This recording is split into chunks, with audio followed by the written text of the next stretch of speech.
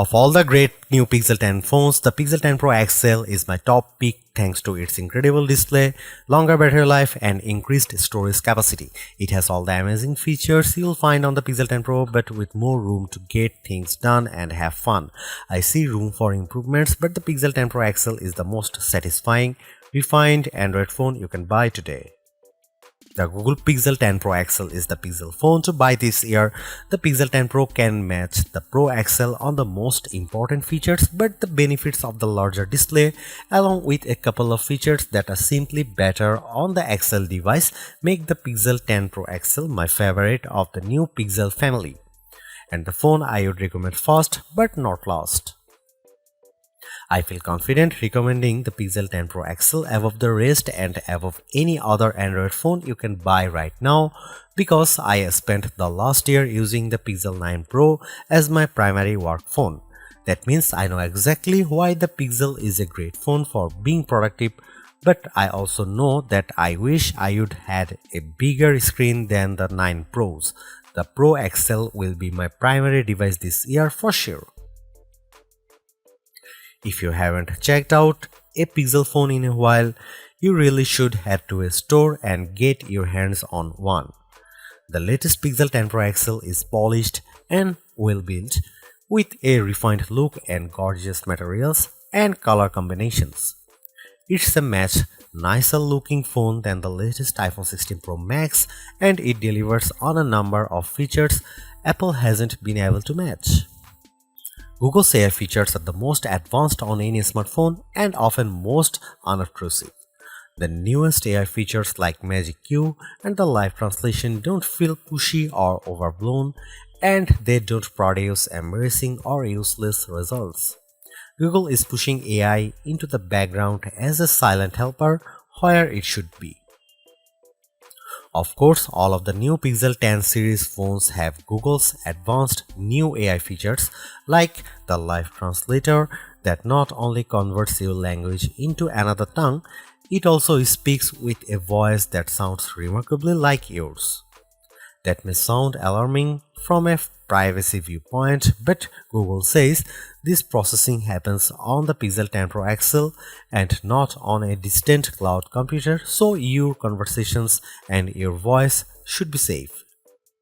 So what makes the Pixel 10 Pro XL so special, the best of the Pixel 10 bunch? First of all, Google's Pixel displays, so-called Super Actua displays, are among the best you will see on any smartphone. These screens are bright and colorful and very sharp. When the screen is this good, I want as much screen as I can get, so I prefer having the larger XL display at 6.8 inches. It's 0.5 inches bigger diagonally than the Pixel 10's display, and that equals 13 square centimeters of extra screen space. The Pixel 10 Pro XL also has the largest battery of all the new Pixel phones, and that equates to the longest battery life, both in my real-world testing and our battery rundown test. It wasn't a massive difference. The Pixel 10 Pro XL only lasted an hour longer than the Pixel 10, still every bit helps. The Pixel 10 Pro XL also charges faster than any other Pixel 10 device, whether you are charging wirelessly or with a USB-C cord. If you have a 45-watt charger, the Pixel 10 Pro XL can charge that fast compared to the 30-watt charging on the other two Pixel 10 phones. The Pixel 10 Pro XL can also use faster wireless charging. Again, it's not a huge difference, but every detail matters. The biggest benefit for me is the combination of Google's winning Super Actua display with the Pixel 10 Pro XL cameras. If I am taking serious photos, I want the biggest viewfinder possible to get the right shot. The extra screen space on the Pro XL phones felt like a big advantage, and if photography is important to you, I'd recommend the Pro XL phone first. The Pixel 10 Pro has the exact same camera specs, but having the bigger Pro XL display helped me to take better shots. Are there other benefits to the Pro XL? Well, not really. It isn't any faster than the Pixel 10 Pro or even than the Pixel 10. In our benchmark tests, the extra RAM in the Pro models didn't seem to make much difference. Pixel phones still disappoint if you only care about the numbers. I don't rely on benchmarks, though the Pixel 10 Pro XL was satisfying and quick in almost every task. There was some lag on the camera, but most of other features, including the latest AI helpers, ran smoothly with no delays. Google has another winner with the Pixel 10 Pro XL and the whole Pixel 10 family. Between the premium design, the excellent software, and the advanced AI features, this is a phone that iPhone fans should seriously consider, and Galaxy owners should envy. I'll be keeping this phone close by, snapped to my MagSafe charging stand until an even better Pixel comes along. I remember the days when a new phone would cost the same but come with more storage and RAM than last year's model because component costs had decreased.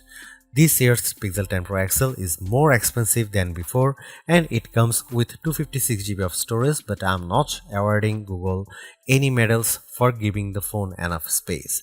This phone should be cheaper. To be fair, 256GB of storage is the right amount unless you play a ton of games or you shoot video with your phone at high resolution. There's a 1TB model available, but only serious enthusiasts need apply, and you know who you are. The color options this year are a bit drab. I like the moonstone color and the jade, but they aren't very exciting. My review unit is the porcelain white, which looks classy but a bit bland. Google also sent along a silicone case with magnets built in that matches the phone perfectly. If you want the 1TB storage option, it's only available in the black obsidian. The Google Pixel 10 Pro XL is the Pixel 10 Pro all blown up. It doesn't add any extra buttons or physical details. The two phones look identical, just at a different scale. That's a good thing because the Pixel 10 Pro is a great looking phone and it keeps the same exact design as the Pixel 9 Pro. That was my favorite phone of last year. If it ain't broke, don't fix it. I like the Pixel 10 Pro XL design even more than the latest iPhone 16 Pro Max. It feels just as refined as Apple's phone with fewer unnecessary buttons to get in the way. Does anyone actually use the camera control? I know I don't. To be fair, I don't use the temperature sensor on the back of the Pixel 10 Pro XL, but I can ignore that easier than a button. The color options are a bit professional and bland, but closer inspections shows more attention to detail than I would have expected from Google. The jade color of my Pro review sample, for instance, was matched with a light gold frame that looks barely glided. It's a gorgeous match. The speaker grills on the bottom of the phone are new and color matched to the frame you choose. It's a nice touch that most people won't ever notice. I have no complaints about the Pixel 10 Pro XL design except that I would like to see more interesting color options. Google at least matches its phones perfectly with its silicone case colors, and like the Pixel 10 phones, the latest cases have magnets inside that secure a very strong connection to any Pixel Snap or MagSafe accessories you might buy. The Pixel 10 Pro XL and the Pixel 10 Pro have identical camera lenses and sensors, but I am calling the Pro XL the better camera phone because of the larger display and longer battery life. Both of those attributes are features that camera buyers look for, and they make a difference when shooting the pixels. The photos I got from the Pixel 10 Pro XL were fantastic, perhaps the best I have seen on any camera phone. The Pixel 10 Pro XL took photos with very accurate colors and plenty of details at every focal range. For night photography, it was no contest. The Pro XL took pics that looked like I had a professional flash gun attached, while the iPhone shots looked much darker and lacked focus. You can see plenty of AI help in the photos, but usually the results don't look fake or off-putting. The only downside to Pixel photography is Google's camera app. It's a nightmare. It's hard to use with settings that seem to conflict with each other. Adjust one setting like changing from 12 megapixel to 50 megapixel resolution, and a handful of other settings suddenly go dark without warning. Here you can see some camera samples of the new Google Pixel 10 Pro XL.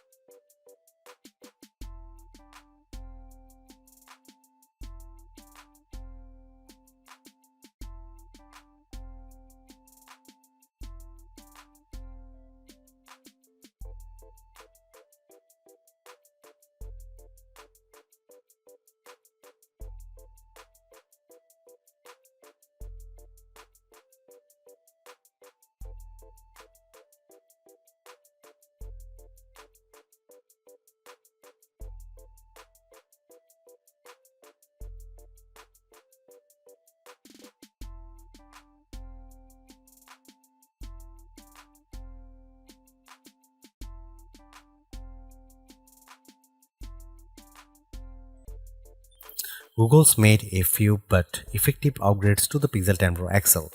It's a masterclass in efficiency, changing and improving just enough to stay almost the top of the pack in the most areas.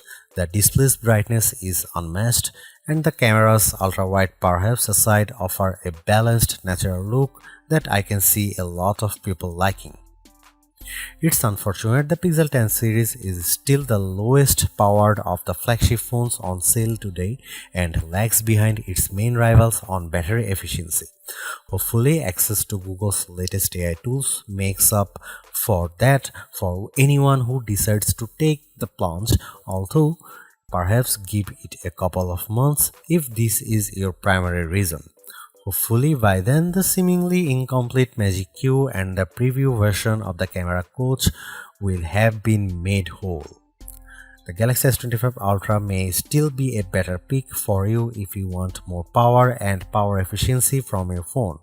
The Pixel 10 Pro may also be a better fit than the XL considering you only sacrifice display size and battery life for a cheaper phone that's otherwise just as capable as its large sibling.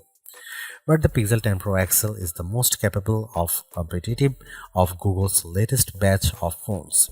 If you are buying a phone right now and want best-in-class software combined with top-tier hardware, this Pixel is probably the one to pick.